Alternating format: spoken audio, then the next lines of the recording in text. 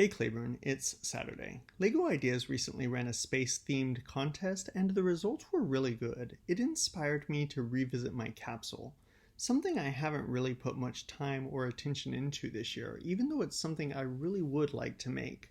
And sometimes that distance between things in times allows a cooling off period and leads to an epiphany or a moment of inspiration.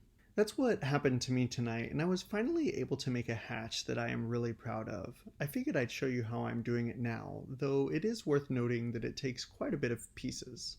The key that is probably the most foundational to the change in structure is these base pieces. I've known these pieces exist notionally, but I wasn't thinking about them in terms of the space station because they aren't called macaroni pieces, which is what I'd been searching for. Where the base represents a departure from the way that I've been doing this in the past, the thing that makes it the most possible is the way that the hinge is done. It requires one inset, or I guess it could be an outset too, but here I've made it an inset. In truth, it doesn't connect to the ring at all, just sits inside or outside of it and holds the hinge. And while I'm building this, Claiborne, here's some piece trivia. The larger rounded corner blocks, like I mentioned, are called macaroni pieces.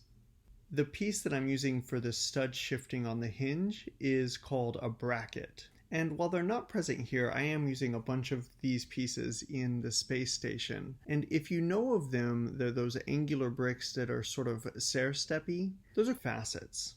Once the hinge is built, the rest is really just dressing, adding pieces to cover the top and letting the hatch sit flush. I know it seems small, but I'm really proud of this because I've been working on a hatch for several months and haven't really ever been happy with what I've come up with. I do like a few things about this hatch. First, the clean hinge. It opens and closes flush, even sitting in it just a bit. And it isn't self-contained, but it does constrain to its footprint. When the hatch opens at 90 degrees, it doesn't extend past the edge of the hatch. This means that if I were to have it open in, it'd be able to fit wherever the hatch frame itself does. Well, that's it for me this week, Claiborne. With this out of the way, I'm sure I'll be doing more space station updates in the near future, since I'll have a whole hole to fix to this new hatch. I'll see you on Tuesday.